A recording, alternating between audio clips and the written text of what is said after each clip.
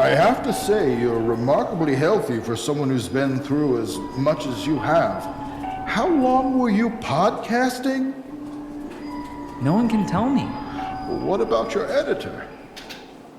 He said my files are missing or something, and they're searching for them.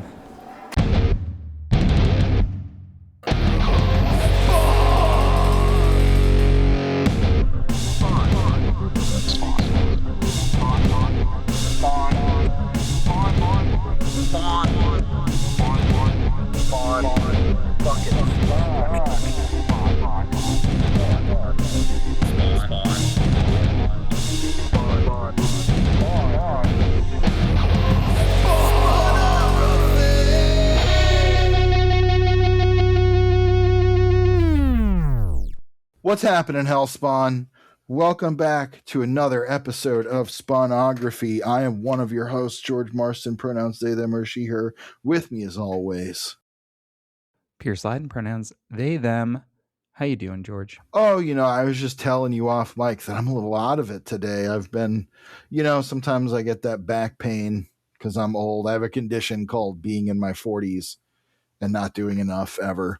So, I have really bad rheumatic back pain, which makes me feel old as all fuck, because like when it rains, like when there's storms, that's when my body is just like, So that's because cool. of like the barometric pressure and stuff. I guess is that so. What it is? I guess so. Probably. Yeah. I had a good weekend. It's Sunday as we're recording, and I had a good weekend. I saw Obsession. Liked it quite a bit. Oh yeah, I heard it was very good. Curry Barker, who is a YouTube horror guy, did Milk and Cereal, did this movie, and I think that you'll understand this uniquely because we both came up in the comic book and entertainment journalism minds. The amount of people I saw, there was like an article of Zach Kreger interviewing Curry Barker, like a little director on director thing, because Kreger's got Resident Evil coming out later this year. Obsession has been a pretty big hit. We're in like a cool little moment for horror movies again, where Backrooms by a 19-year-old named Kane Parsons, and Curry Barker's Obsession, which is kind of wild he made like a 1 hour long. It beat Mandalorian at the box office this weekend or something, right? Yeah, I think so. Yeah, which I don't know who the Mandalorian and Grogu is for, but that's just me, I guess. It's for, the thing that's most disappointing is that the Hot Hut doesn't show Hog, but okay. Do huts have that? I don't know. Actually, they are naked all the time, so I don't know. Maybe it's a slime bait. Maybe they have cloaca. Maybe it's some sort of asexual reproduction because they're sort of animal. I'm sure somebody will tell us. There probably is plenty. Is there a lore reason why huts don't have dicks? Is there a lore reason why Oscar lives in a garbage can? Is it something to do with the Grouch race? George, these are pitches. You should not be giving these away. These are Reddit questions that give me aneurysms. But anyway, Kreger and Curry Barker interviewed each other about their movies, and their mutual admiration for each other and stuff, and like it was pretty cool. And Kreger made a joke, as he is wont to do, as he is one of the whitest kids, Yeah, he's a joke man. Mm-hmm. And Curry Barker also came up as a TikTok comedian and like YouTube comedian, but like a sketch, like just sketch comedy, writing his own sketches and stuff. Sure. And like Kreger made a joke about how, in Resident Evil, there's going to be a thing where we pick a random person in the audience and they have to play a couple of scenes from the game. But if they die, the movie ends immediately. And the number of like, Zach Kreger says some of Resident Evil is playable, but if you die, the movie article, like, bro. That is the kind of shit that like I would, again, that's the kind of stuff that I would not ever write. If you're looking for someone to write things for you, you can absolutely hit us up. And written by fucking AI, but AI doesn't know what a fucking joke is. I'm sure and it is. people I mean, getting you'd be upset about it. surprised though, because that's exactly the kind of thing that like shitbag blogs and stuff will do to get hits. Like, I don't want to name names, but there's plenty of sites, I'm sure you've seen their headlines that are like, oh, Marvel debuts new Spider-Man, and it's like a picture of like Tom Holland or something, and then you open it and it's just like some character for like a annual or something in comics. It's Yeah. like and it's just totally misleading. It's like the dude. Okay, we're all aware of the show Lanterns and how the first trailer for that show Lanterns just made it look brown and dusty and like kind Right, of which was earthbound. the And point. yes, but a lot of people reacted to it negatively.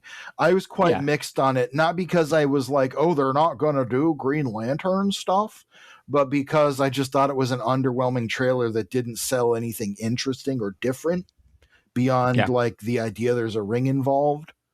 But the I think it's Damon Lindelof is the showrunner, maybe, or one of those lost dudes. Probably.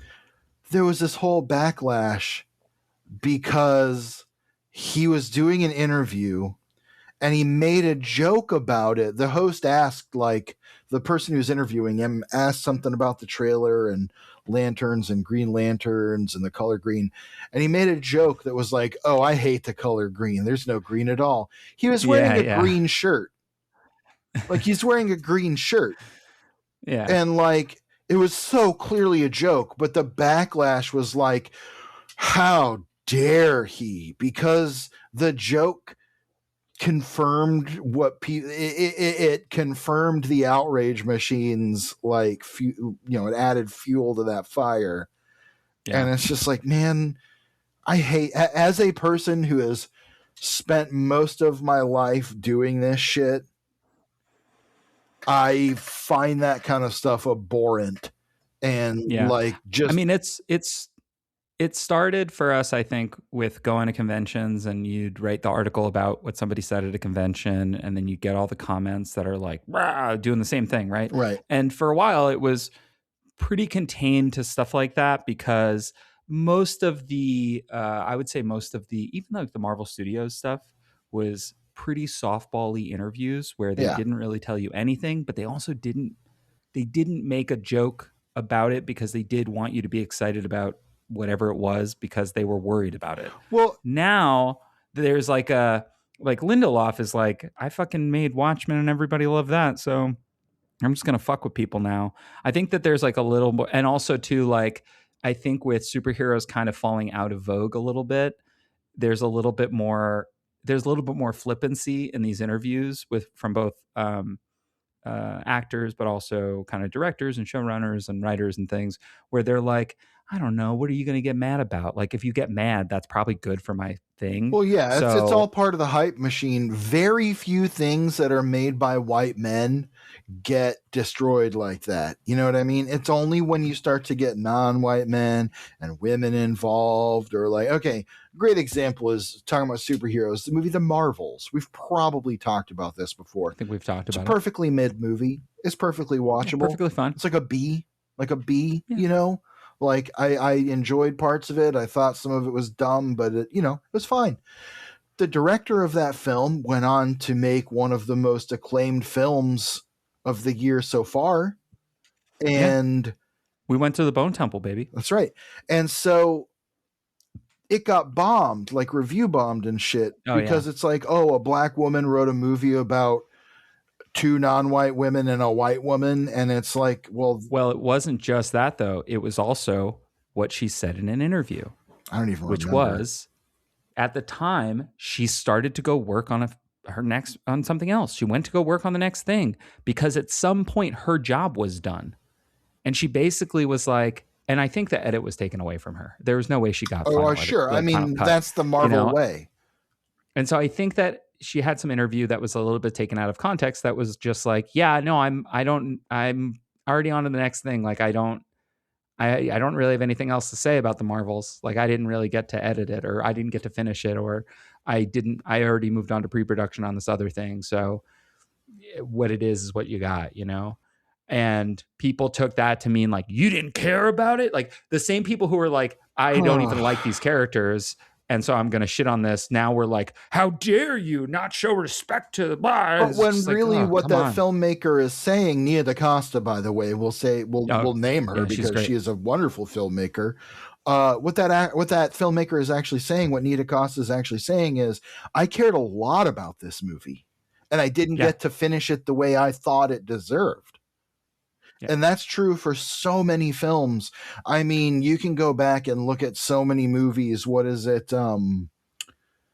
Oh gosh, there's a Francis Ford Coppola movie, I think, that was very famously like destroyed in the edit, and then like decades Megalopolis. later, yeah, then decades later re-released with his. I think it was Coppola. There's many such, Yeah, so many cases. so That's many. why director's cuts kind of exist, as that like, Right. oh, what's the true vision of the film? Well, I Much mean, like Blade Runner being the prime example of a so movie many that's just cuts. never been finished because nobody's ever been perfectly happy with it.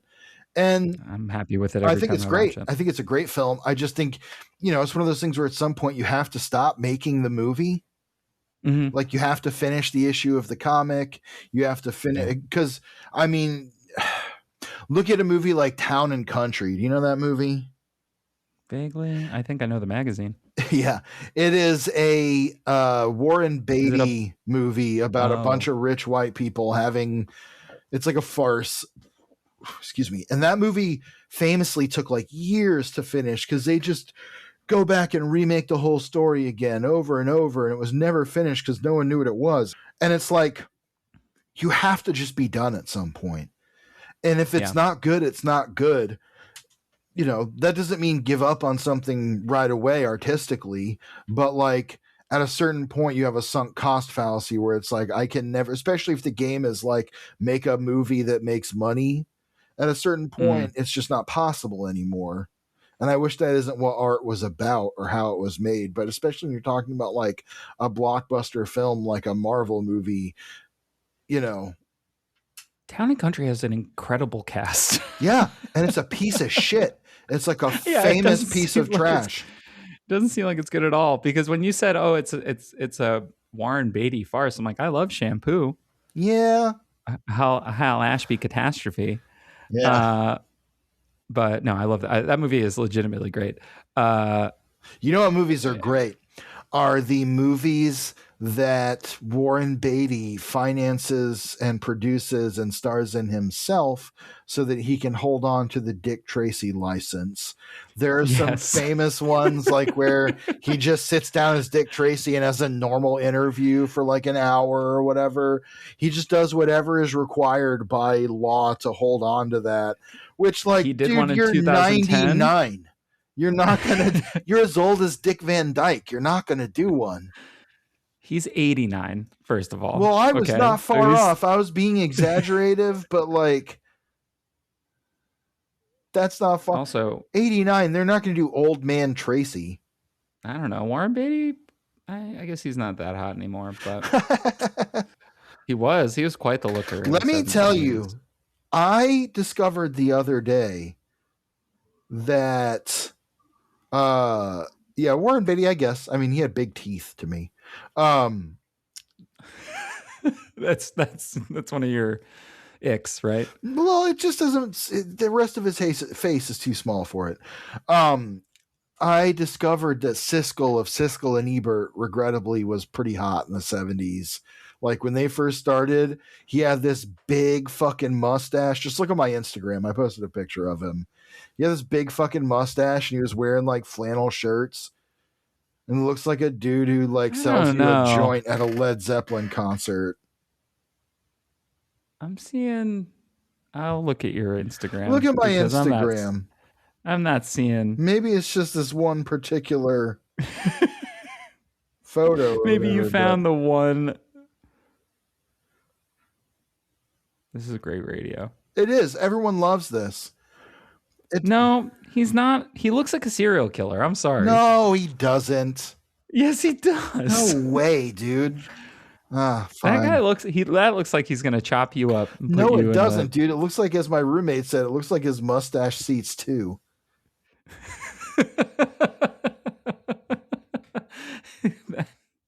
I mean, He it is a looks pretty like big mustache. the drunkest player in baseball. You can't I tell like me that that dude's not pitching a fucking terrible game after 3 nights in Amsterdam. he is pitching. No, he's pitching the greatest game of his life drunk. Yeah, fair enough. He's doing a full Wade Boggs. What was it? A full David Wells. Like he's just Rolly like Fingers. still Was he the one wasted. who's on acid or something? No, no, that was Doc. That's right, Ellis. Doc Ellis. Doc Ellis That's was on right. acid. That's right. Raleigh Fingers had a giant mustache, so I can see how you Yes, got there. that's where my brain I like went. also that young Roger Ebert just looks like a lesbian. Oh, old Roger Ebert looks like a lesbian. Roger Ebert looked like a lesbian his whole life. The funny thing about Roger Ebert is that he had like 10% incel in him. So they're like I'm joking about that a little bit because like Siskel and Ebert, very progressive for their time, talking about like the way women are portrayed in film, the way women are employed in film, the way black people and non-white people are portrayed and employed in film. But there are times when you get a little too much understanding of what Roger Ebert's high school life was like, where he talks about like, when you're in high school and the girl you like just won't even give you the time of day and they're always turning you down and you feel like you can't do anything right or say anything right. And it's like, well, I do know that, Roger, but I get the impression you know it more. Also, a man who loved a good titty flick. Like Roger Ebert canonically... Didn't he write Valley of the Dolls? Beyond the Valley of the Dolls, which was... Beyond the Valley of the Dolls. Interestingly, a lot of people think he did that before he was a critic, but he was well into his critical career, and he did it because he admired Russ Meyer and his filmmaking. And he wanted to show what a script could do. And also, I think they offered to let him write a titty movie. And he was like, I'll make the weirdest one you've seen. I think also on some level...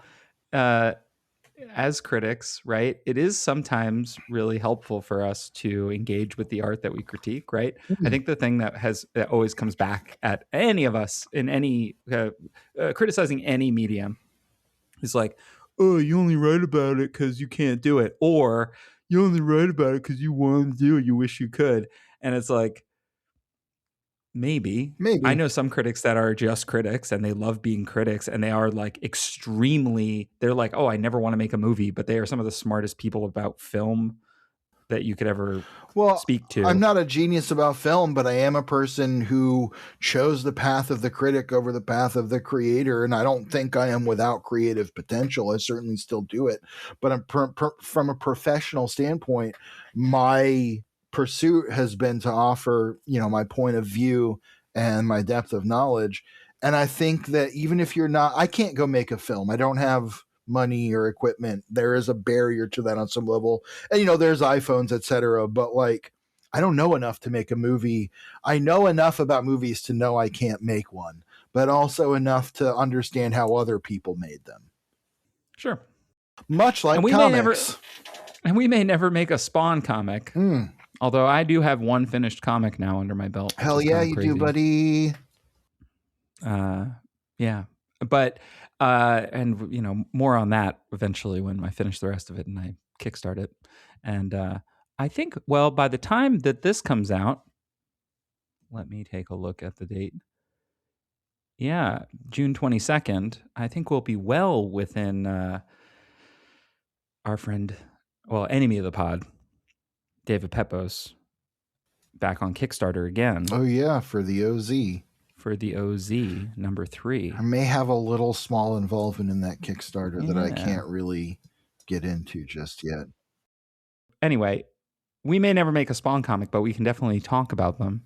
We sure can, and maybe we will. You'll never know. Maybe we will. We never know. I want to appear in a Spawn comic as podcasters talking about Spawn. Yeah. Oh, I'd take it. I want to be the true crime. We've said this before. I want to be the true crime podcasters about Spawn within the Spawn universe. Yeah. I would also write that podcast. Yeah.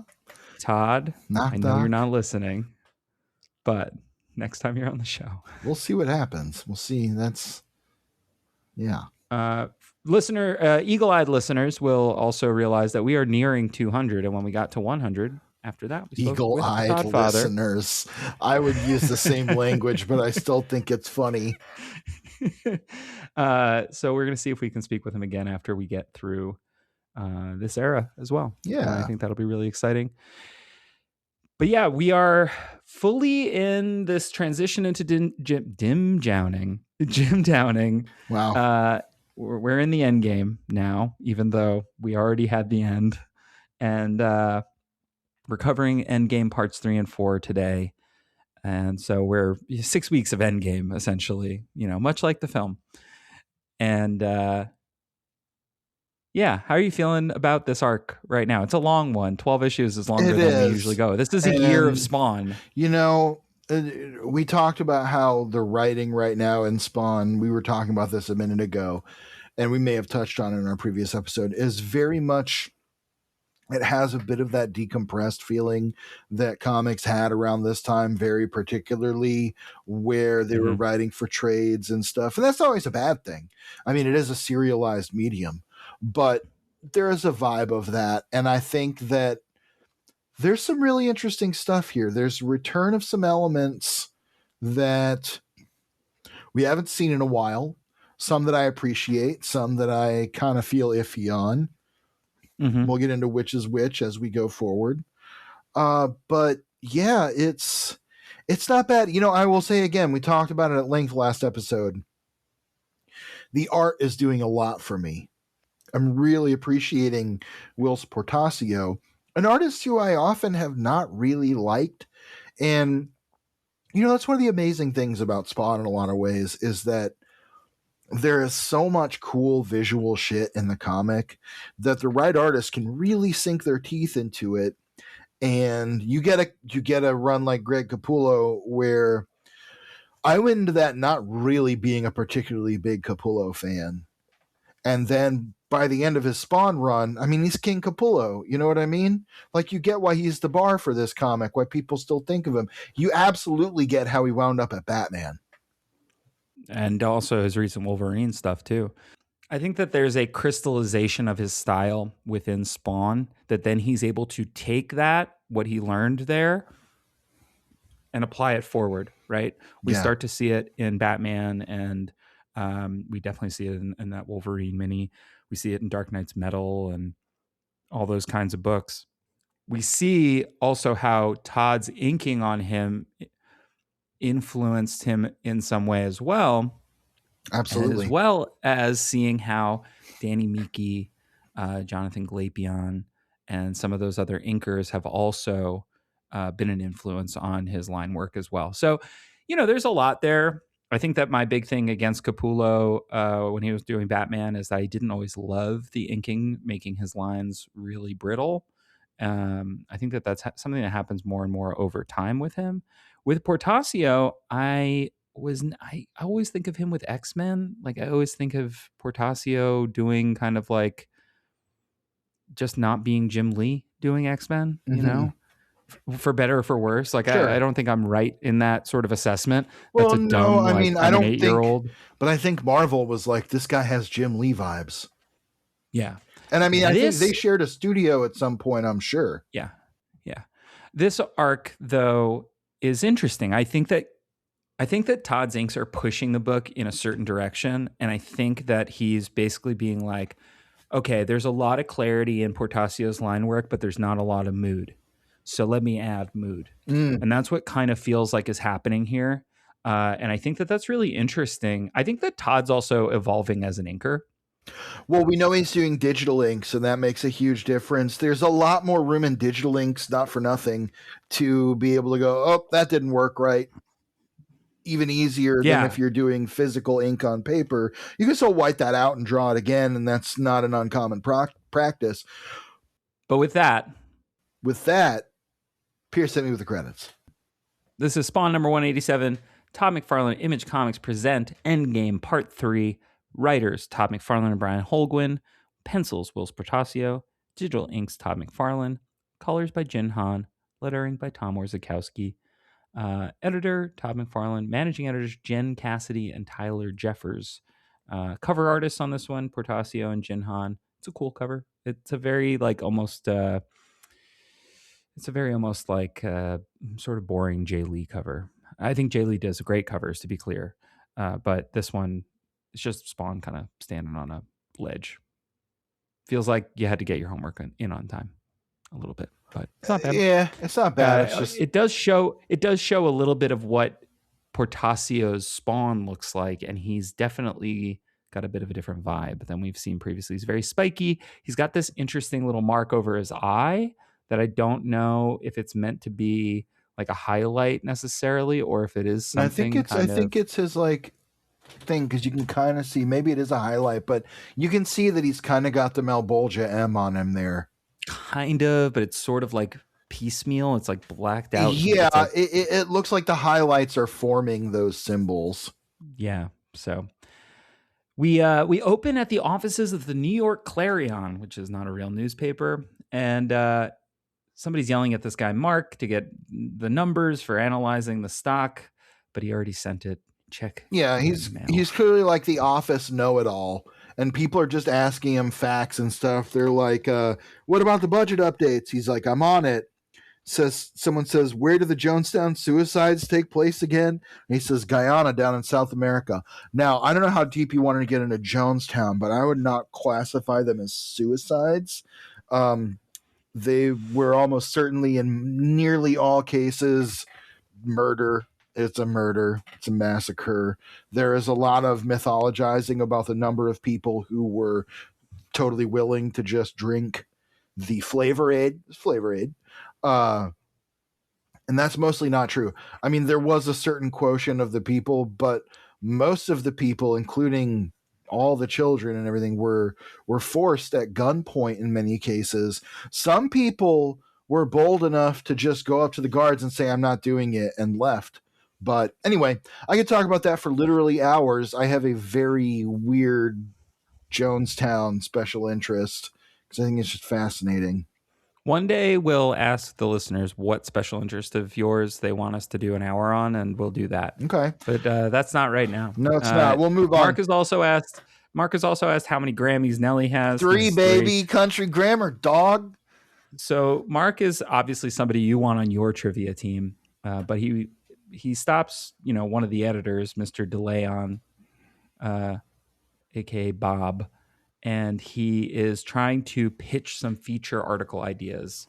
What's that like? And yeah, Bob is like, "Look, your job is not to pitch features. You are currently on the police and fire blotter," which is basically just listening to the scanners, watching reports, and summing it up for the newspaper. It is as basic and early a beat as it comes. And he's just like, "I'm better than that, boss."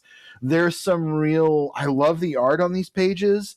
Remember how we were talking about the hospital scene in the last episode, where there was clearly trying to be an air of hustle and bustle, but like the lettering and the dialogue and the art didn't quite sell it. This is what I was looking for, where there's rapid snappy fire people talking everywhere. The guys, not to be too basic about it, but it's very much the Sorkin walk and talk in a lot of ways. Yeah, where it's the Sorkin newsroom type. Hey, ba ba ba ba ba ba ba ba ba ba ba, and then we're gonna take a beat and we're gonna give you some exposition. There's a real strong anime vibe to this art in a cool way, like especially the character designs and stuff. If you were into some of the big anime of this kind of close to this era, Ghost in the Shell standalone complex, early recommendation. There's just a lot of great character work from Portacio. And one thing that I like about Todd's art or Todd's inking on his art is he's really staying away from like a ton of lines on the face. If you look at the close up of the guy eating the sandwich, his buddy in the office eating the sandwich, first off, breathtaking drawing of a sandwich. The sesame seeds alone. That's the old lore. How do you think Portacio could draw like a really good bagel? Maybe not as good as Jim Lee. Yeah, but pretty close. But Jim Lee and Superman Unchained. Bagel of a lifetime. What do you think is the weirdest thing that like Jim Lee could draw? like most basic ass thing that Jim Lee could draw that people would like totally blow their load over. Like, I think there's got to be something like the guy that wrote that about that bagel, like he was just like, holy shit, that is the greatest art I've ever seen in my life. I hope he owns Probably that page, everything, dude. I honestly. mean, look, all due respect to What's more Jim Lee. basic than a bagel? All due respect to Jim Lee, I don't feel his art has evolved strongly in like 30 years, and why would it? It took him to the highest point in the comic industry you can basically reach, and people love it. So When did Hush come out? 20 years ago, I think. I would say that's the last time. Yeah. I mean, we got Hattush right now. Actually, by the time you hear this, Hush 2 is wrapped, and Hush 2 2 has been announced. Don't say that. Literally, though. It might not be wrapped. No, It might be another delay. The issue came out. Oh, did it? The issue came out, and it ended with a teaser for Hush 2 2. It said the end of the first chapter, and then it said Hattush squared. Literally. Oh boy. So technically it's Hush 4, and they're skipping 3. Anyway. Yeah, so no, what I was going to say is if you look at his face, there's a lot of naturalism to his face. The colors are very flat. There's not a lot of like heavy rendering in his face like you often saw in the 90s where like you'd have like lines everywhere. It's just not over rendered. There's a lot of personality in what's his name? Mark there. That bottom panel of him holding the phone as he's trying to reach his girlfriend. Who we haven't met yet, but his buddy in the office tells him his sexy girlfriend left another message. And he's telling her that he tried to pitch the editor. He didn't go with it, but he has to stay late and finish stuff. And he says, he's clearly breaking a date with her. He says, maybe Barb can go with you. Look out, because she will die. And people will be upset for years. Yeah. And he'll say, look, I'll try to talk to you, or I'll talk to you when I get home. Try and calm down. You can't. And as he says that, she hangs up. And it's like, good for her. Let me tell you something. And this is a stereotype about women in particular, but I think it's true of any human being. No one likes to be told, calm down, especially when you're in the wrong. Like when you are the one who's like, I'm breaking our date. Calm down. I think that I've been angry about being told to calm down, whether or not I was right or wrong. Well, of course. So, because I think you're right. I think all people don't like to be told to calm down. So it doesn't matter the context. Sure. What I meant though, sorry, I think I said that in a weird way, is if you don't want to be told to calm down if the other person is in the wrong, especially. You know what I'm saying? Oh, yeah. You know what I'm saying? 100%. So she was right to hang up on him. Yeah, I would too. A win for feminism. Meanwhile, back in the hospital where Extractor, I believe is the name of the villain, as we see, who is a guy who has like a big flaming head who shoots fire everywhere. He is trying to take Jim Downing with him out of the hospital, but Jim is running, and so is Sarah, the woman who has been kind of watching over him while he's been in a coma for God knows how many years. And she tells him to run. But someone shows up and tells her, she says, close your eyes, sleep, and forget. And we don't see who this is. This is a person cast all in shadow. That said, I don't know exactly who it is, but to me, it sure looks like the Freak. Yeah, definitely has freak vibes. There have been a bunch of characters that have kind of freak vibes in general. That I'm the Freak. But you know what? If it is the Freak, I'm happy to see him again. Or is this? He's not wearing shoes. Hold on a second. Is this the person, the fucking character from the last issue where? I think it is. So they're like a demon or something. Let's see here. I'm trying to look back to your reader very briefly. Trying to find it. Because there's a point where because last issue is where we meet last issue we meet the flaming head guy. Well, no, there's this other thing where the two people show up in the dead zone and Clown shows up to talk to them. Okay. No, it's not the same person. There are two people there. One of them we will Yeah, see yeah, later yeah, this yeah, issue. There was a second one who kind of looks like an Angela, and I was trying yeah, to make yeah. sure I couldn't remember if her hair looked like that. Okay, so anyway, yes, if it's the Freak, I'll be pretty. That'll be kind of cool. I mean, I'm always happy when an old villain comes back in a cool way. You know. You know, I will say though that this era does feel like a reboot. It feels Yeah. like an ultimate universe version almost of Spawn. This is Spawn, but not like you've ever seen him before type thing, where we're not even getting villains that we fully understand. Yes, we're getting Clown, and yes, we got Al Simmons in the first kind of. This is a little bit of like a not who killed Al Simmons, because we know Al Simmons killed himself, but like what is the aftermath of It's that more of a death? why done it than a who done it in a way. Yeah, that's a good way to put it. And And yeah, so she gets put to sleep. Meanwhile, Extractor is just yelling he at calls him a Jim, peckerhead. All right, peckerhead. and Yeah, Jim's running. He's going after him, but he's he like, "You're runs gonna into these. run?" Yeah, Like, he what else runs to would he these do? oxygen storage tanks, and this guy who's on fire is like, "Oh shit!" And everything blows up. There's a huge explosion. Like a whole floor of the hospital kind of goes, and you see the shot from the outside. Very common shot in Spawn comics of like the wall of a building getting blown out from the outside. Um, they're sending ambulances from another hospital and stuff to check things out. They're sending fire trucks. Everyone's racing across town. The art here is really cool. It's evolving in a cool way. The colors are working in such a cool way with Extractor's powers.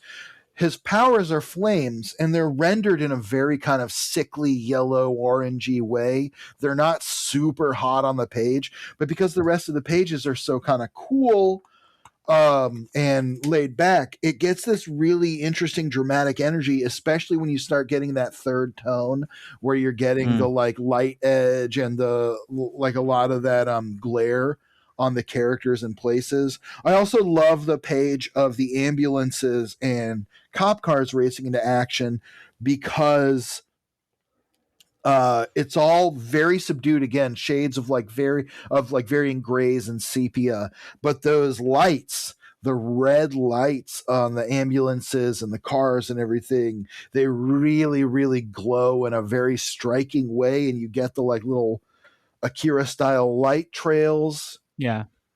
We've said this a couple times. It feels like a TV show. Like this feels a lot more like a TV show, especially in how decompressed it is, especially in the way that we give space to moments like this. There's a world where this panel of the cop cars just kind of going to the scene feels kind of subdued. Uh, Whereas like it might be like a crazy like jilted panel where you see them racing through the streets from the front in 20 or I guess like 100 issues ago. You Right. know, like Well, there's a difference between that 90s comic art where everything is incredibly bombastic and here yeah. where it's subdued in a way, but also it's kind of more bold. Like that stuff was very striking and again very eye-catching and very exaggerated and very like involved. And this is involved and eye-catching and striking as well, but it's bolder in the sense that it's not relying on it's relying on the entire image to sell you. The Yeah. layouts, the panel structure, the colors working together, the word balloons of the radio calls going through. You're getting the urgency here, and it looks like an interstitial from like Die Hard or The Dark Knight. You know what I mean? Yeah. Where they're like racing across town. Would be Die Hard. Excuse me, Dark Knight would be very right. Would come out this year. Well, So and that aesthetic was just huge in films of this. We're in the era where like the directors that had everything really was been blue influenced by Heat in and particular yellow. were like, yeah, exactly. You travel anywhere outside of the US and it's like, welcome to Paris. And it's like this yellow haze or whatever. Like that was a shorthand, and it still is in bad movies. Yeah, I love it. And there is a sense here of like Again, I compared Urgency. it to Ghost in the Shell standalone complex. Mm-hmm. Fantastic anime. Ghost in the Shell, the manga, wonderful manga by Masumune Shiro, is very different. It's a lot more cheesecakey. There's more humor in it. There is sort of a kind of like a little bit more cartoonish than the cartoon. But Standalone Complex is very straightforward. It's very like hardline and almost grounded cyberpunk kind of stuff.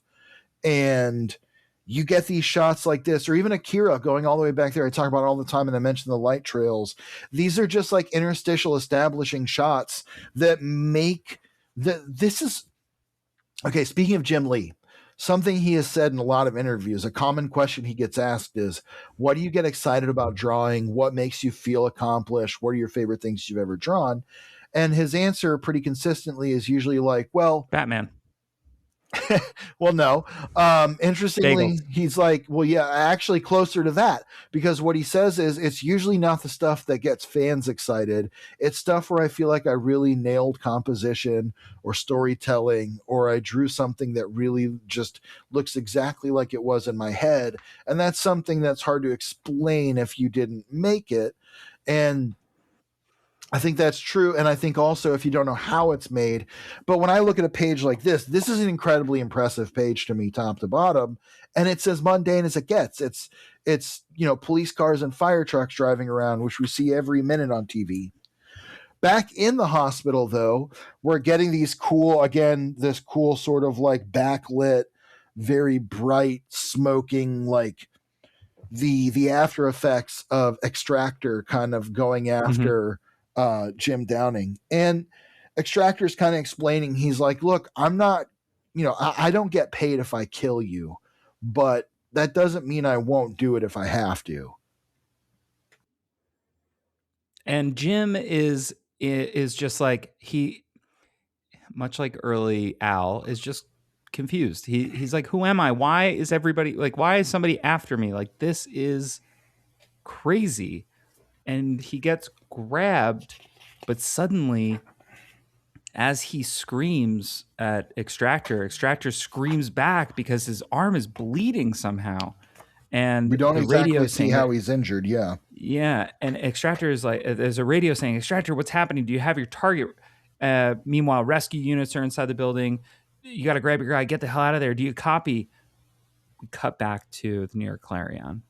I love that first panel where the whole office is dark and it's using these gray tones, not halftone, not like the Zipatone kind of halftone, but like halftone grays. And the whole office is totally dark except for Mark's cubicle, which is just bright white. And I mean, it's the most simple coloring trick in the world. You just leave that one open space and it just looks great. It's simple, it's effective, and it's striking. And sometimes that's what comics really need, because we're trying to get to know these characters right now. We're trying to understand what they're doing. Even Jim Downing, who we know is going to be Spawn, we don't know anything about him besides that, and besides the fact that he has miraculously recovered from this coma and everybody wants him for some reason. Like, it's a simple story, so it makes sense to give a little room to breathe for the characters and stuff and to focus on them. Speaking of which, Mark is interrupted in his late night work by his boss, Bob DeLeon, Mr. DeLeon, who's telling him that there were explosions and he doesn't know what caused it. He says, was it gaslight or just a fire? And I like that he's responding on the phone. It's a one-sided phone call. And he says, you're right. That's my job, not yours. I'm on it. And then he's the worst thing you can get from your boss is when they tell you something that you should have kind of known already because it is your job. Or dude, I hate ADHD. That's how it is every fucking day. Yeah, or they remind you a second time about a thing that they just told you about that you went like, yeah, and then you didn't do anything about it, and they were like, hey, and you were like, yeah. And they're like, I know. Are you going to do something about it? I was getting ready. I was preparing to. I was fixing to, as we say down here. I like where he's like, sir, I appreciate the confidence you're showing in me. And he says, the boss says something and he says, well, I still appreciate being your fifth choice. And as he's running out, he's like, I love this job. You know this character. This is Yeah, trans Lois Lane, yeah. basically. I was 21 once. Yeah. I get it. Yeah. And yeah, the firemen are kind of sweeping the hospital. Again, just great clear storytelling here, and I love just how simple the firemen are rendered. You know what I mean? Yeah. Not too much time. There's enough detail that you get the impression of the gear, they're loaded down, what they're doing, the uniforms, but there is a delicacy to the line work that is not taking away from the weight and from Agreed. the weight of the page. Because, okay, I think I've probably talked about this before, but there is a Alex Toth principle. I think it's Alex Toth, where part of what he would do when he was inking on a page is he would spot in all the blacks first and just leave like the silhouettes of the figures, because then when you have the silhouette of the figure and you have your line drawing, you can add the minimum amount of lines to define the figure, because you've already got like the silhouette, you've got the shape. You don't necessarily need to add in a bunch of lines to show where the details are. Yeah, It you is kind of just know a where you're way going. to clean it up and focus on storytelling. And that feels a lot like what's going on here in a way, at least, if not in practice, at least in effect, where it's like, okay, we're worrying about the big spots of black on the page, worrying about the mood and the tone, and we are filling in enough detail to really make that work.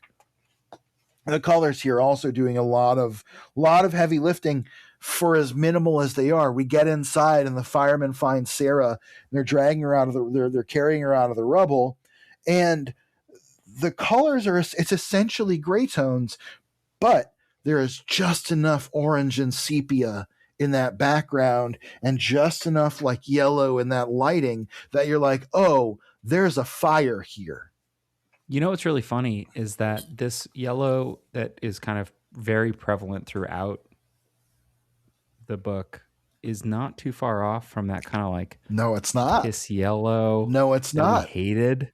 And it's a beautiful example of how color theory and coloring technique and even just page design can make such a huge difference, where, like, again, yes, it is that almost that baby shit sepia brown, but it is working so well because of how it's used.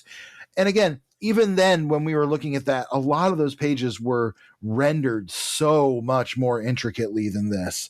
These are like, we're getting the highlights from the fire on people's faces, but there's not like layers and layers of like banding and like gradients and shit like that. It's very simple. And I think it's a coloring style that at the time was really coming into its own and coming back. We had stuff like Immortal Iron Fist with David Aja. David Aja. I never fucking know. I've made that mistake in this podcast every time. Where you had like Matt Hollingsworth, I believe it was at the time, coloring him. Or no, it was Hollingsworth on Hawkeye, another great example that came a little later than this. Oh yeah, definitely a lot of spot colors there, really, because there's a lot of that book that is basically gray tones in black and white. And you get into a lot of stuff with like Jordy Belair, a great colorist that comes to mind. Incredible. Matt Wilson. There's a whole generation of colorists there who are committed to that kind of like simpler, flatter colors that add more mood and drama than they do like hyper realism. And I think you get more verisimilitude out of that, because when you have these sort of pages that are, especially like if you look back at some of the ones like the page of the police cars and the fire engines that we were looking at, when you're looking at it, there's enough detail there that you know exactly what it is, but it's not so over rendered either in pencils or inks or colors that it doesn't look natural. Your brain fills in a lot of space when you see art like this. Your brain will fill in a lot of the details that are kind of just marked out, and your brain will fill in a lot of the space and the colors. Whereas like sometimes we've experienced this before, maybe not discussing in these terms, but in a lot of, especially the 90s, late 90s, early to, that era art, you'll see like someone holding a like glass of wine, and the glass of wine is so rendered that it's like, that does not look like any glass of wine anyone has ever seen. But if it's just the lines and the color of like the wine inside, you know exactly what you're looking at.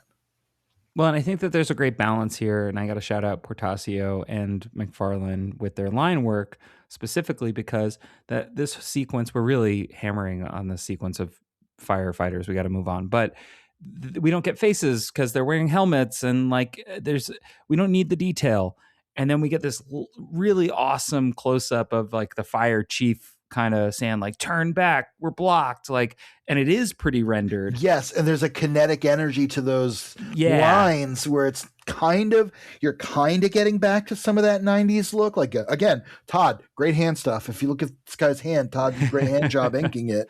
Portacio drawing it as well, but like the edges of his hand are so much rougher, and there are some rougher areas throughout the rendering where it's like, oh, this guy is in motion. There's smoke and ash and everything. You're adding those layers without having to do like layers of digital smoke or whatever. And it gives a lot of energy, where we also get into this second panel on that page, which is back to Extractor now, still bleeding, who's like, what did you do to me, you freak? Is this why they want you? Because you're latent, like I was? And you learn latent, called out. You obviously understand is like a mutant.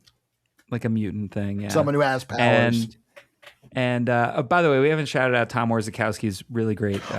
His lettering for Extractor is so cool. Really good. With the like really yellow kind of like almost Kirby Crackle energy around it. Yeah, it's really cool. And he's still coming after Jim, but Jim's running away. He's and he counting says, down I'm going to give you 5 more yeah. seconds. Well, he's counting up to 5. Yeah, you're right. And at 5, he blasts this huge fire through the door. The whole room that Jim is in is on fire, and he just doesn't really understand, what's going on. He doesn't know what's happening to him. And Extractor says, you know something, don't you? Something big. That's why I came in. I get hired because targets like you have something someone else needs, something very important. And Jim has no idea what he's talking about. Jim is like burning in the fire, and he's freaking out.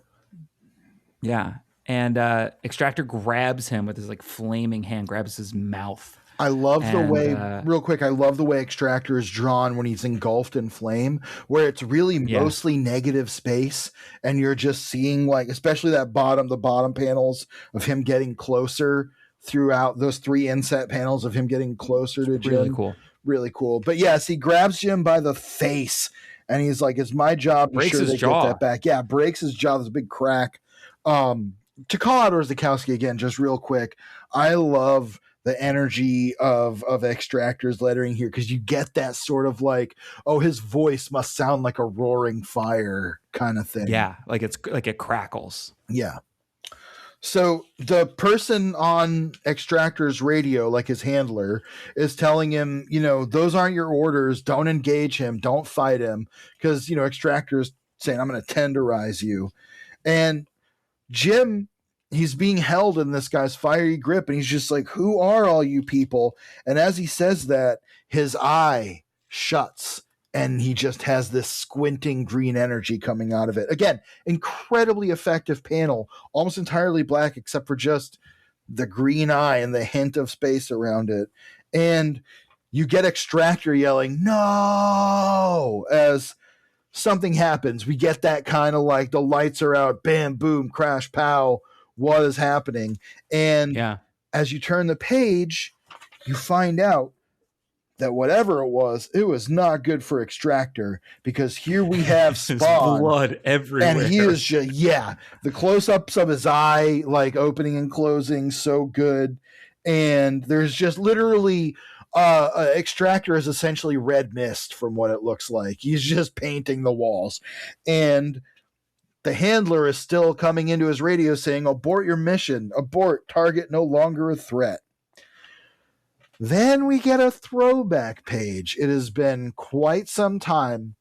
We get our talking head reporters, the three classics, not Connie Chung, not Rush Limbaugh, and officially canonically the gayest character in Spawn. The first gay character. And we're doing what they normally do, right? On CNR, not Connie Chung is just talking about what we just saw. Another Explosion at the explosion has occurred at hospital. St. Anthony's. No confirmed explanations for the explosion. We'll continue to monitor it. Conspiracy theory guy is usually third, but he's second now. And he's upset that they can't tell the difference between a terrorist bombing and a boiler room explosion. Right. There's not enough info yet. Their tax dollars are employing. And he's convinced that this was an attack by extremist militants. Wow. Who would believe? And he said that, of course, that this is what you can expect from the people who haven't had anything to say about the blinding green flash from the other night that we know was Spawn. So says the light was seen as far off as Newark. Yeah. Imagine if you had to live in Newark. His only question is, do you feel safe? Yeah, you feel safe. And then we get, our canonically gay. This is one of my favorite renderings of him so far, actually. Yeah, really like it. He looks great. And he's talking about how maybe there's like celebrities who are addicted to drugs being rehabbed at this hospital and stuff. And how did you feel about seeing those guys again, Pierce? I like it. It does feel like we're trying to go back to basics, right? It's like that's the move. Is like, oh, we're going back to basics with Spawn. So we got to show them, and we have a main character who doesn't know what's going on, and we have a villain who's after him and he doesn't know why, and we have a lot of questions but not a lot of answers, right? So yeah, I mean, I felt pretty mixed on the page, if I'm being totally honest. Like, if I'm really, it felt late for exposition that we already kind of and knew. Also kind of a filler page. Like, it's just repeating everything you literally just read in this issue, and that's a little tough. But you're mentioning it earlier that this does feel like a start, like a fresh start. And it almost feels like that, like hot new number one, new Spawn, who's the new Spawn kind of like thing. But if they just resisted that marketing impulse to like relaunch it or something. I like that Todd presumably was just like, no, we're not going to relaunch it because people want the number, they want the weight, they want it to continue. And especially at the time, especially now, again, I think if you offered people a new like Avengers number one right now, they'd probably be like, great. Yeah. I mean, it's crazy to do this without a new number one, right? It's crazy to just be like issue 185 or whatever. Well, if you think about it, here we go. That's the old way to do it. Yeah. Beta Ray Bill didn't appear in Thor number one. You know what I mean? It was like, what, it is the old way to do or something, or 323 or whatever. I think we should go back to it. I think that the 100%. Pop for number one just sucks. Like, I want shit to happen in issue 223. Exactly. I want to be reading issue 187 and be like, this art is great. Yeah. We cut back and the firefighters are fighting the flames. It's a pretty cool panel. I like the worm's eye view there. And they're saying, oh, there's someone coming out of the building. Is it one of ours? No, we're all accounted for. Are they injured? Can't tell. The smoke's too thick. And it's this big, hulking, spiky, presumably Spawn. Who we know from the cover is probably Spawn. Yeah. I love the inset panel of the spikes receding there. Yes, I was just going to say, it's so cool. And then we see kind of Jim, and he says, help me. He stumbles out of the smoke and falls down. Yeah. As a human being. And that's the final page. That final page is really effective. There is, this sequence through here, boy, you can see a lot of like clearly what similar influences and probably influences on Daniel Warren Johnson in particular. Like if you look at the inking and like the way the layouts and stuff on some of these pages, just really cool stuff. Really good. On that note, that's the end of the issue. So Pierce, hit us with the credits. for Spawn 188. All right. Spawn number 188, Todd McFarlane Image Comics present Endgame number 4. All of the credits are exactly the same except for the colors. The colors were Jin Han on the last issue. Mm-hmm. They are by J Photos on this one. And we've liked his work previously. Works great to me. Go ahead and say it's not seamless. Different vibe. Not seamless, but it works great. J Photos is another, he understands, to use an overused phrase, he understands the assignment. He clearly looked at what he was coming, what he was following and wanted that level of continuity. So right off the bat, our first panel here has a special cameo from an ambulance driver who is bringing Jim Downing and some other folks from the hospital that's on fire to the other hospital. And who is that? Pierce, who's that driving the ambulance? Or not manning the radio in the ambulance? It's not Brian Michael Bendis. It's not Brian Michael Bendis. And if you know what Bendis looks like, it's not him. But which is just kind of fun also because this arc does feel closer to his work on Spawn to this point, which he's now moved on. But it also is kind of closer to his style of storytelling, which is a little bit more decompressed. Mm-hmm. There's a lot more space in things. There's a lot more dialogue. There's a little bit more rat-a-tat, right? There's a little bit more David Mamet. Aaron Sorkin obviously has kind of the same thing going on. So it is fun to kind of stick him in here. It's a nice little tribute to a guy who's kind of a friend of the family there. There is a sort of travel foreman quality to the line art here that is brought out by the colors somewhat, I think. Which again, would have been in the rise of his popularity for sure. I didn't really get too familiar with him until his work in the New 52, but yeah, you're absolutely right.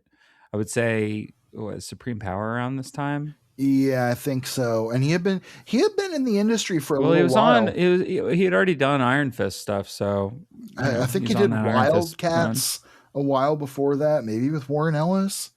I think that was Travel Foreman that I'm thinking of. I'm looking at his interiors. I'm seeing X-Men Unlimited, Dr. Spectrum, Star Wars Legacy, Star Wars Knights of the Republic, Immortal Iron Fist, Infinity Inc., Mortal Weapons, Superman. Okay, I don't know who I'm thinking of then. Not Travel Foreman. Yeah, I think you're thinking of somebody else. Around this time, I mean, this is not a full kind of bibliography, but around this time it would have been Infinity Inc. and Immortal Iron Fist. I remember his Infinity Inc. as literally right before this and right during this. Because Infinity Inc. I think at that time was Natasha Irons, I think. But yeah, no, I'm thinking of someone else. But yes, Travel Foreman was a rising star at the time. And great artist. Travis Charest, that's who I was thinking of. Yeah. Oh, he's great too. Fantastic artist. Travel Foreman, Travis Charest, you get where I got. Anyway. Totally. So yeah, they're rushing patients to the other hospital. It's taking a long time. We get some nice scenes from the pit here. There's a little more color in J Photos' work. He is but he's keeping that mood where it's just not over rendered. I love this panel of them wheeling Jim Downing down the hallway here. I remember exactly what I was going to say a minute ago, and it's relevant to this.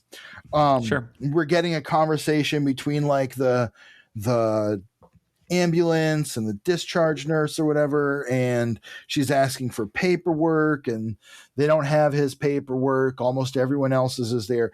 Something that I wanted to point out is there are almost no captions through any of these issues so far. Yeah. And that is also a stylistic thing of this era where you really were moving away from thought balloons into captions and then moving away from captions into just more realistic dialogue where you don't necessarily have that hard boy. There's a time when we would have been reading this and a lot of these pages would have been the flames of Extractor's powers burn like the intensity of hell. And though Jim Downing doesn't know it, he understands that fire all too well. Or some shit like that, which... Wow, bars. I know, I'm good at this. I could do anything. but yeah, I love this panel of them wheeling him down the hallway. The perspective on it, where it's just so long and like foreboding. It almost looks like the beginning of Willy Wonka, where they're like going down this hallway that's actually shrinking, and it's Yeah. just this. There's a distance around Jim Downing and other people, where when you see Jim, you're seeing him usually like kind of like here. He's always framed by shadowy figures, which we saw in the first couple issues when we saw that when he was framed by shadows, it was like demons. Yeah. Remember in like 186 Yes.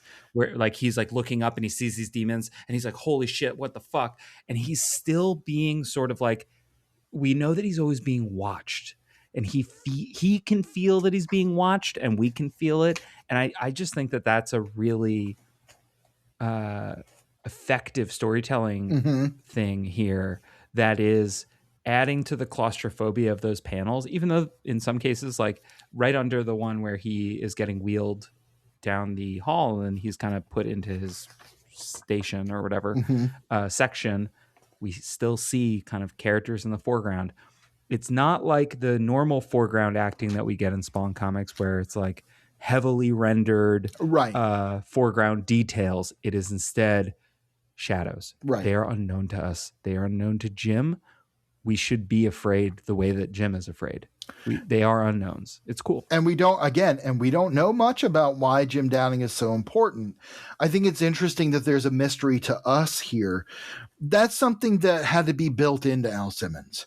There had to be mystery built onto him in a lot of ways, if you really think about it, because we knew his story from the word go. He didn't know all the details, but we knew Malebolgia, Wanda, back from the dead, murdered on a mission, all this stuff.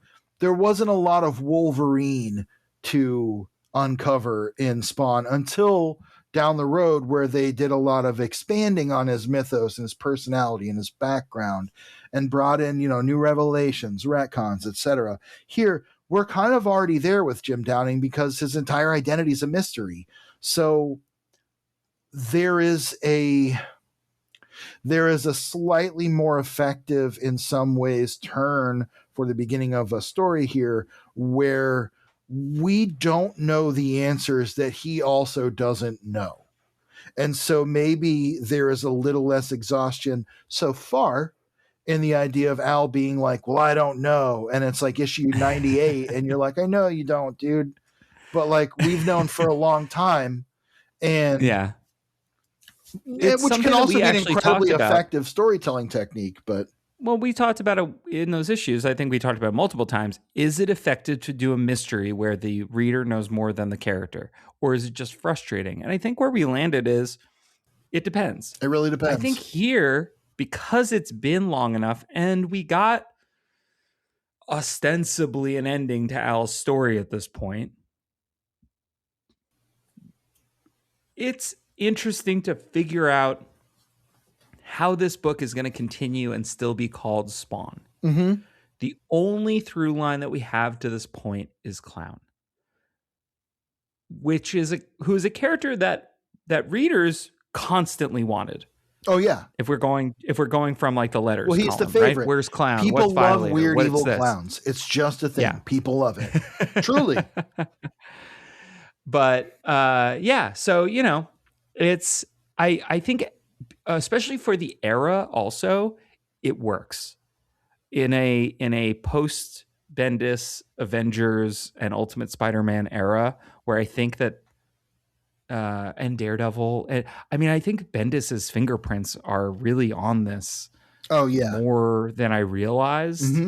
And I think Todd is smart. He's a smart businessman. Well, he was the bellwether in the industry for a good minute there. I mean, Ultimate Spider-Man, New Avengers, like even his early stuff, like AKA Goldfish, was like his big breakthrough, I think, or one of his breakthrough titles, like his just indie, super indie, like noir comic, and yeah, he was the guy. And like you said, Dark Reign, he was basically running the Marvel universe. He was like the Marvel showrunner in a way. Yeah. Totally. I mean, we eventually got the Architects years later, but he was kind of He was the the first pillar of architect. that in a lot of ways at that time, Yeah. and for the industry. Along with, I would say, for Marvel, a lot of just the Marvel Knight stuff in general. Oh yeah, of course. Well, that That kind of Bendis wave. wouldn't have gotten where he was if that hadn't Yeah, existed to begin with. 100%. But So shout out Joe Quesada, I guess, for yeah, I mean, kickstarting he Brian knew what he Michael was Bendis' doing. career. So Yeah, hey. now it's 2:17 a.m. and Jim is laying awake in this ward where they've explained that so many patients came over from the other hospital that they're filling wards with beds rather than having like individual rooms, and they're all just separated by curtains. And Jim is laying there, and as he's laying there, he starts to groan in his sleep as this black ichor starts creeping up his arms towards his face, and he's saying, ugh. And I love this panel of him like silently screaming and clutching his hand, and he's going, go away. And there are layers to this for me because I've experienced things like mild night terrors when I was younger, and also I often deal with like, I don't talk about it a lot, but I deal with a lot of chronic pain, chronic physical pain due to injuries and stuff. And this is a visceral rendering of what it feels like to be laying in bed and you are in so much agony that you can't do anything except go Yeah. away, and you're silently just grimacing. And I don't know, the emotion of it and like the terror of this moment for him hits me. We get this weird looking old lady. I love this old lady. She looks like the kids from Akira. I keep bringing up Akira, but there Yes. is a lot of that in this. Well, the coloring is also very much the kids from Akira. Yes. And she's like, so this is an issue that's a lot of blues and yellows as well. And the blues are those kids' blues. Yes. Positive. That is positive. And the lady's like, mister? And she sees like the slime coming up over him and transforming his entire arm into like a clawed like monster arm. And she yells for the nurse. And I love this rendering of her like mouth wide open yelling, screaming. I saw a monster.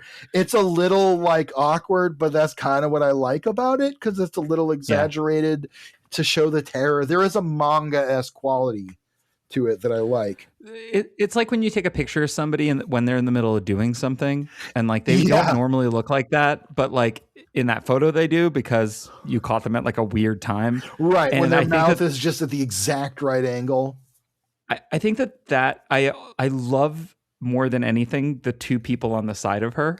Yes. Their expressions are why the fuck did you wake incredible. Me up? One guy looks terrified. The other guy's like, what the fuck are you yelling about? And the nurses are like, she's done this kind of thing before. She flies off the handle for no reason. And they're saying this, and then suddenly one of the nurses is like, oh, gross. That must have been what she saw. Cockroaches. And for those of us in the know about the lore of Spawn, cockroaches are the creatures of the night, dark soil. And they are some of the animals that absorb sin and transfer it to Spawn. Now, we haven't gotten long caption boxes about that in some time, but we've seen that physical presence for him, and we've seen the bugs and vermin and stuff interacting with him. We go back to the New York Clarion, where these reporters are talking about the guy who took his own life after discovering that Jim Downing had awakened, and there are all these people. And he's saying, send Linda over to the mayor's office. I need a quote. She says, ask Jablonski in the DA's office. When I was a kid, my doctor's name was Dr. Jablonski, my pediatrician. Oh, really? Yeah. Sounds like a fake name. I know. And he had a really cool office where like he had like lions and stuff around and like giant birds hanging on the ceiling. It was really cool for a kid. Anyway, by the way, why can't we get away from Bob DeLeon's look? Bro, my friend, I was literally the first thing I saw when I saw that panel earlier, and I was going to say it too, is like stop making guys look like Jason Wynn. Stop making people look like Jason Wynn. And like, That, my friend, that is exactly what I thought was, does he know Jason Wynn? You know what I mean? They go to the No, they go to same the same barber. stylist, them and Mammon, and like fucking exactly. They're all It just. does feel like they made my mom bald because We talked enough about people were that at the like, time, that like yeah, they clearly yeah, wanted him to look different. Also, I yeah. don't know, maybe he looked a lot like Grant Morrison for a little while there, who we That know is is true. a dimensional traveler and trickster deity. Absolutely. Especially to Alan Moore. So, they're saying that there's nothing really interesting coming out of oh, they're not talking about God. These are the same reporters, right? Because they're talking about it later. The same reporter says The guy from no, later. okay, I'm sorry. Scratch that. I got confused. These are the This is like reporters. the This is morning DeLeon, meeting. yes, and this is the morning beat. Yeah, I got confused because the other guys are on like 2 pages. it's fine. Yeah. So these guys are talking about the fire. They're looking for quotes. Readers, listeners, friends, enemies can amend what I said so that Pierce doesn't have to fully edit a whole conversation. But yes, Mark is saying he's planning to do all these follow-ups. He's explaining the people he's going to contact, the leads he's following. He says, I'm looking into the hospital's history. They specialize in long-term care of patients with chronic and rare conditionings. It's not clear where they get their funding. Looks like the one hospital in the state taking no federal dollars, which is odd because they have a lot of veterans there for some reason. And I like these images of everybody. I like the close up of his hand typing. There is a this is the thing. That is an incredibly impressive panel because his hand looks like he's actually mid type. We're bageling a little bit here. It's a good Okay. panel. Well, okay. Incredible, blah, blah, blah.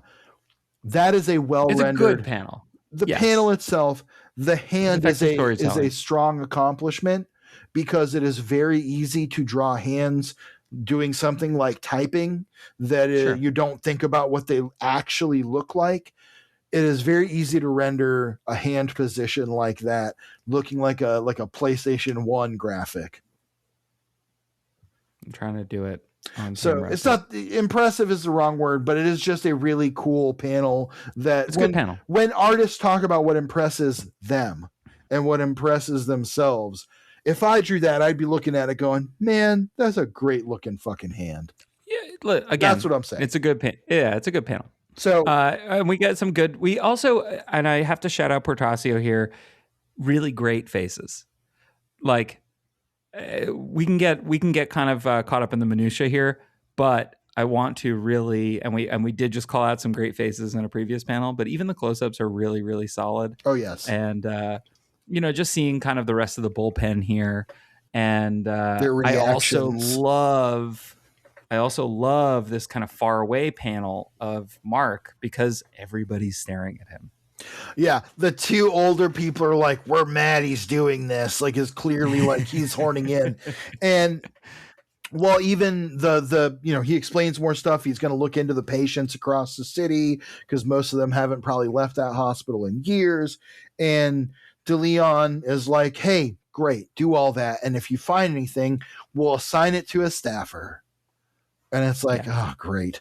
And which is so disappointing because like he just kind of got given the job, but then he got it taken away. So now we catch up back in Langley at the offices in Langley, the boys down in Langley, where the agent who took his own life after Jim Downing woke up because of the sequence of events that he clearly was blah, blah, blah, blah, blah. These are the people who are investigating that. And it is another trio of folks. And they are interviewing, I think it's his widow, and she's like saying, I'm sorry I couldn't be of more help. And she, they're kind of saying, isn't it odd she came in with like a top flight lawyer? And they're kind of saying, well, no, her husband was an attorney. They run in attorney circles. Of course, they know high powered attorneys who are their friends. And so, he says, someone says, I love this panel of the women kind of in complete silhouette, and one of them looking out the window. They're just kind of it's just really great framing. It does feel like a movie. It does feel like a TV show. I Yeah. think Portacio is really dialed in on that. And he's also really good about being like, oh, there's a lot of dialogue on this page. That's something I So do want to say also for Whilce Portacio is when you look at this, you can see how his art evolved over the yeah. years, and you can see how far he went to be like, I'm going to modernize my style. I'm going to shorten it a little bit. Shortening your style art wise is something that is often used to say, like, I'm not going to throw as many lines in there. I'm not going to be as involved. It's going to take a shorter time to draw. But it's no less effective. And when we get into some of these pages like this, there's a scratchiness about everyone. And they're kind of talking about how the mayor's office called them and told them to wrap up the investigation. But it wasn't the mayor who gave the order, it was the governor. The governor himself gave the order, and he actually has the authorization, it seems. And seems like there's a connection with the governor, between the governor and the guy who's dead, because they did some fundraising together.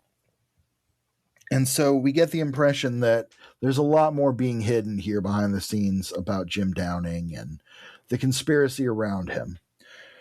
Back in Rat City, or at least where Rat City once was, in a Bowery, not the been a Bowery, while. but a Bowery, Clown. We're catching up with Clown. He's kind of chastising the ghoul kind of guy that he has, giving his information about the dead zone. And he's like, you're saying our hellspawn goes missing. His body turns up rotting in these alleys, and the place he killed himself isn't quite a dead zone, and none of that was worth reporting. And the guy's basically explaining, like, look, man, I'm a fucking minor demon. I get bored as shit up here. I just wasn't really paying attention. And Clown's like, well, that's just fucking great. And I like that the guy's like, yeah, well, you're not the most discreet warrior hell's got either. Love the renderings of Clown's as we know, face in this. which is again though, this is a callback to the first arc of Spawn. Yes. Because Violator was just ripping out hearts of fucking mobsters. Like that was how we met him. And so like that is really fun. I love the drawings of Violator, especially the close-ups of Clown's face and stuff. The colors here again working really well. Just the pop of their red eyes against the kind of bluish, sickly hues. It does feel like Photos really wanted to use the blue of Violator or of Clown's makeup, yes, as sort of the main part of that blue palette. So it works really, really well. I love the renderings of his face too. Just all fantastic. I mean, you can look at this yourselves. I could talk about this a lot. We got to get through a little more of this. So anyway, it looks great. And Clown is like, look, no one else knows about this but you. And Clown is like, and the other demon is like, nope. And he goes, good, let's keep it that way. And as you said, basically just rips out his fucking thorax. Like, that's it. Yep. Meanwhile, Jim Downing is being transferred to another hospital. And the doctor is saying, I have to say you're remarkably healthy. We kind of quoted that at the beginning. I don't know why my doctor kind of sounded like Bane. But he's telling him, like, you're remarkably healthy for having been in a coma. Do you know how long you were even in a coma? And he says, no one seems to know. And the doctor says, like, well, look, as far as I'm concerned, you seem like we can discharge you. Who was your doctor at the other hospital? He says it was Dr. Baxter. So the doctor calls him and he says, meanwhile, Jim is telling him, like, I don't know anyone I can call. My personal information's in the files they lost. And the new doctor is trying to contact Dr. Baxter, and Dr. Baxter is telling him, like, no, you can't discharge him. We get another of those one-sided phone calls where the doctor is like, well, the reason I'm calling is results have all come back negative. He looks good for discharge. And the other doctor's telling him he can't be discharged. Clearly, he's saying keep him there. And the guy says, well, look, the only reason I can keep him here at all, like legally, is because he doesn't have anyone to receive him if he's discharged and we don't have his information. You can't just throw him on the street. Right. Like I'm not going to do that. And he kind of has a disagreement with the guy, but as they're wrapping up the call, the two doctors, Jim sees Sarah, and they kind of reconnect, and she's being discharged, and she says, well, you can come with me to my apartment. I will say there is a little inconsistency in some of this with Jim Downing's hair. It's black or gray in a couple scenes. And then it's kind of blonde sometimes. And So I think I'm going to no prize this. I have a I theory think as well, but go ahead. I think his hair is blonde. His hair is blonde, yes. Yeah. And then I think it's just lighting. I agree. I think it's meant to convey a color of lighting in the room or something with the x-rays and shit. But it gets a little inconsistent. And then it's brown when they're in her apartment. Yeah. They go to her apartment and she's like, sorry about the mess. And he's like, no, your place looks great. One thing I love about this is that it looks like an actual apartment. You know what I mean? It's 100%. Not like a huge, like, it's not like fucking Rachel and Phoebe's apartment or whatever from that table. Even I'm like, I think I've had that table. Yeah, that is an apartment ass table. Yeah. Yeah. They're drinking tea and she's asking, he's asking her, like, did anyone ever come visit me? And she's like, no, just me, really. Again, his hair is like black in the scene. That is the one thing I'm disliking about this art, is that I don't really get why they're doing that. Like, I understand it's meant to be lighting, weird, but it's such a variation going from like blonde to black or dark gray that it's hard to really parse. It's really my one complaint about the colors in this issue in particular. Especially because he's fairly nondescript, and also we'll learn eventually that is who Spawn turned into. We've known that for a long time. We've talked about that many times. I mean, we have known, but like, yes, the story will reveal. Will reveal that that's who he turned into, and he was definitely blonde. Yeah. So yeah, I think it's just the weirdness. Just an inconsistency. It's a little weird. Yeah, a little weird inconsistency. But so he asks her, did anything strange happen to my body? Like something weird or unnatural? And she says, no, God was protecting you the whole time.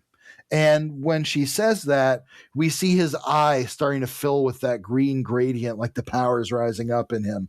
Really like that. And he says, I have to ask you, do you remember anything about the explosion? And she says, no, I remember a loud bang, a lot of smoke, and then the firemen were putting me in an ambulance. What about you? And he says, I keep getting scattered images, fragments that just confuse me.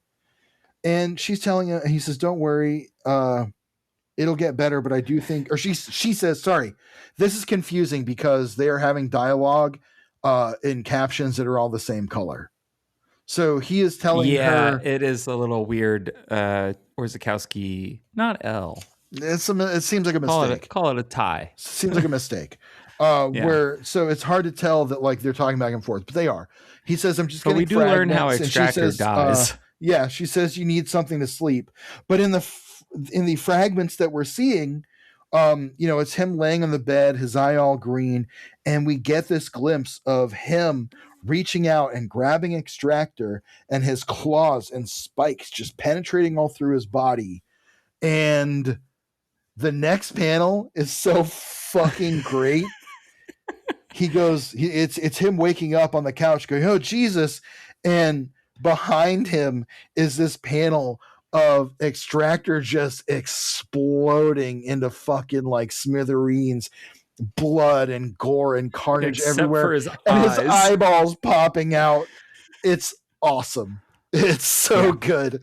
And he goes into the bathroom to get a glass of water, and he's like, oh God, not again, because as he's drinking the water, this black ooze starts coming up over his hand again, and he starts clawing at the skin. The skin on his face starts dripping off and melting, and he yells out, Sarah! And as we turn the page, we see him standing in the background as the costume, the symbiote, starts to taken over his body and is like spreading and swirling off of him all around him. And like bugs are crawling over the sink and everything. And the vermin are showing up. And we do get this hint of like the white emblem on his chest and stuff. So it's there.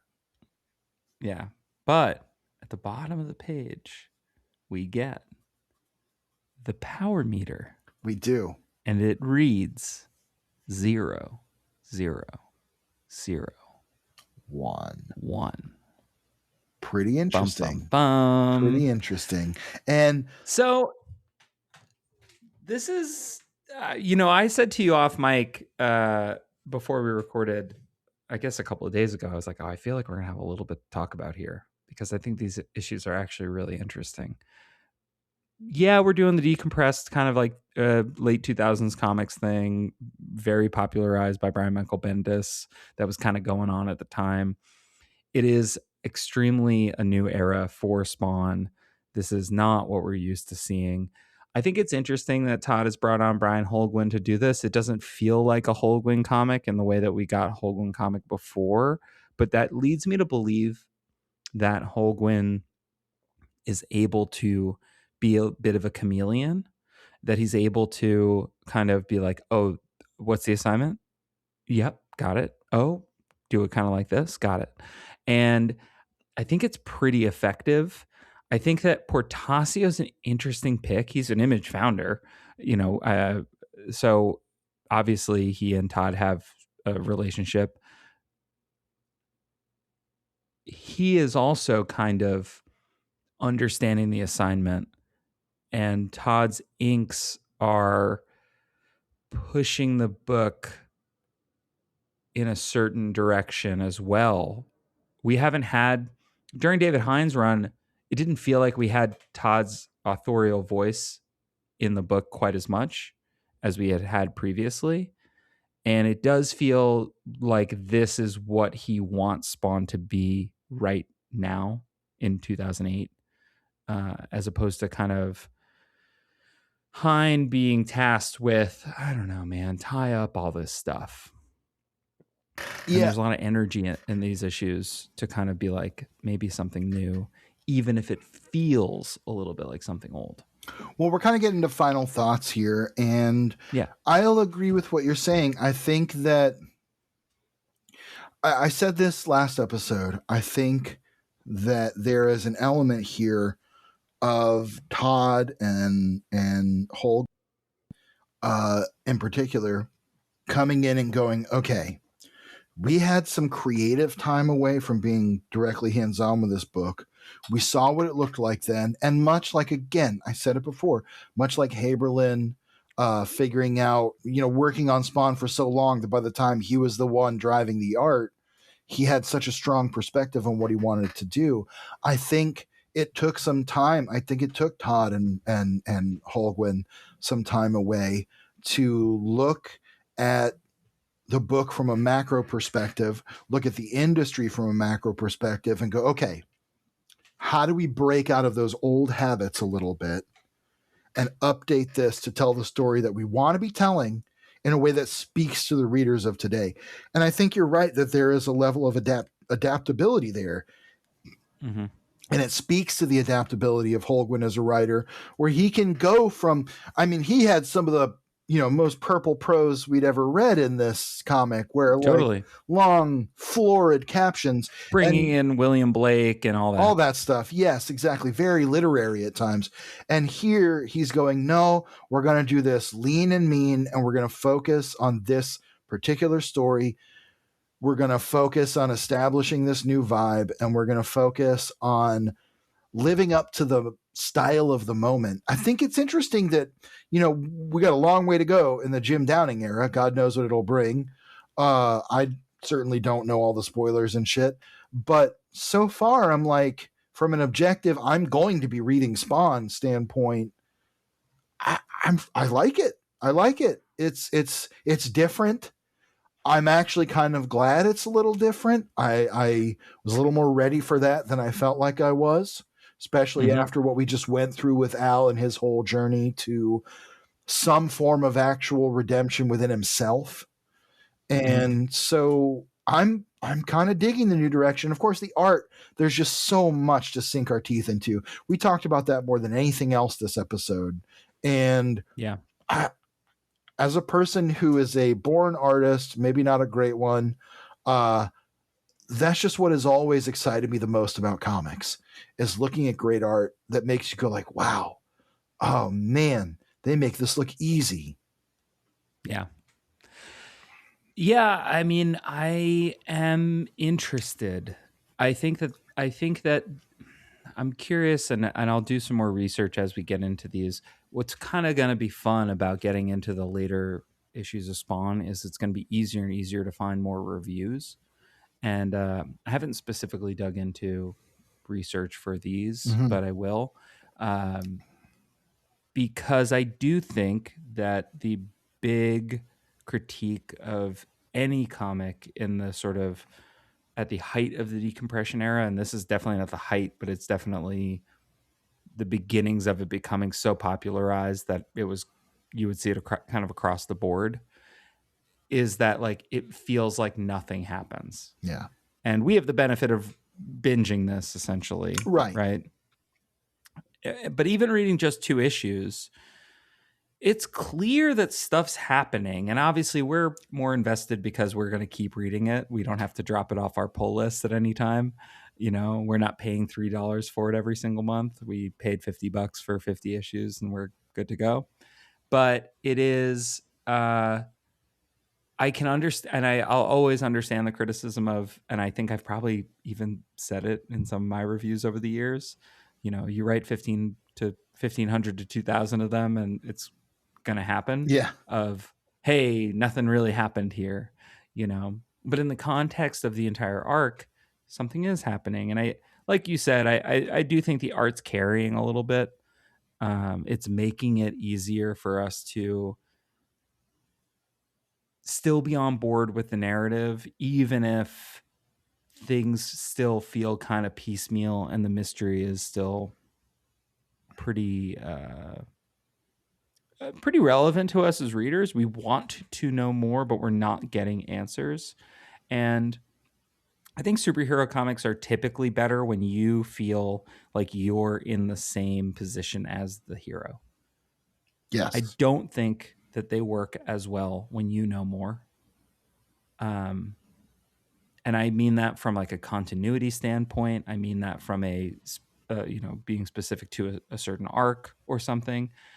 The only time I would disagree with that is when it's like an event comic and you're reading a tie-in and you're like, oh fuck, oh no, Batman doesn't know that this thing is happening. Right. Sometimes How, it builds like, tension in the reader. It's right? like when the horror movie, when you can see the slasher sneaking up behind them and they don't know. But sometimes it's like, well, I already know the answer to everything. What's really Yeah, compelling about this now? yeah. So, I mean, I'm having a good time so far in the Jim Downey era, and I'm excited to learn more about him as a character because we haven't gotten a lot of that yet, No, and it took that's us a little while to find out a significant amount about Al, mhm, besides that he's a wife guy. mhm. Ooh, excuse me. Um, but you know, I'm excited to see how Jim is different. I think that's the other thing. We've met Spawn before. How is new Spawn different? Right. And that's not a mystery. That's just something we get to uncover. Mhm. So anyway, George, before we go, do you have any recommendations for our listeners this Yeah, week? I do. Do you know Hajime Sorayama? I do not. Hajime Sorayama is a Japanese artist who does like pinups of sexy androids. You would almost Cool. certainly recognize some of his art if you just look that up. But yeah, I recommend looking into some Sorayama, some Hajime Sorayama art. Just a cool artist. I really love his Oh sexy android yeah. pinups. Look, you're either into sexy android pinups or you're not. I am. It's interesting. We've talked at length, and I have talked at length about the sexualization of like Robots. female characters in comic art. And the thing is, I love sexy art. I do. I love, and it's not a gender thing. Tom of Finland, hell yeah, fucking incredible. You know, but I think the problem is that in comics, oftentimes, we've seen it in Spawn plenty of times, it's used as a tool to make someone seem sort of arch and impressive on the page. Mm. But sometimes it's just overdone. So I really like sexy art in its time and place. And I've been into some of Sorayama lately. I like drawing androids and stuff myself. And let me tell you this, Pierce. If any of those android women died, I would speak at their funerals. I would The thing is, personally arrest whoever killed them. I just searched Hajime Sorayama Herbie. There's no sexy Herbie art. So Correct, because Herbie is a sexless lump of nothing. that's a mean thing to say about Herbie. Yeah. Great. Well, my recommendation is Obsession. Honestly, I had a really, really good time. My girlfriend, so there's a jump scare in it that did scare me as a jump scare. And then I got more scared by how loud she screamed and physically reacted so hard that she kicked the person next to her. Oh my gosh. And it was kind of incredible. It's like to the point where that jolted me, and I think I like bumped the person next to me. We both apologized to people on either side, but it made it so fun. If you can see Obsession with a crowd, please do. It's the kind of movie that like George, like you and I could just do 2 hours on, because I think there's a lot in it. And I think it's, horror has been just the most fertile genre for a minute now. Well, And the score is also lovely. It has like shades of Twin Peaks, and the movie itself has shades of like It Follows. There's like it's like baseline unsettling. So like you sit down and like pretty quickly your skin's crawling, and you're like, okay, I can kind of deal with this, and then it just gets worse. nice. And, Well, I'll probably have to see that. I will say, to record this tonight, to make sure and be here, because we have a schedule to uphold. I skipped going to see Batman '89 at the flashback movie. No, I'm so sorry. You could have canceled to see that. Fuck no. I'm going to do this podcast because we have a schedule to keep, and I would never abandon our loyal listeners. But anyway. That. Great. Well, on that note, it's time to get out of here. If you like the show, please rate, review, subscribe wherever you listen to podcasts. We really appreciate it. We tried ads that one time and never again. So we'll hopefully have some things to share with you in the future where you can show us some monetary love. But yeah. It won't be advertising. It will be more content for you, hopefully. And if you want to hire me, please. Oh yeah, if you want to hire George, where can I get you, George? Just email Spawnography. There we go. Spawnographypod@gmail.com. You can also email us with just like saying, hey, I like your show. It's really cool. Yeah, if you just want to chat or whatever. And as long as you're not a total ass dagger, we'll read it. Hell yeah. But George, before we go, for Todd so loved the world, he gave his only begotten spawn. See you later, Hellspawn. Spawnography!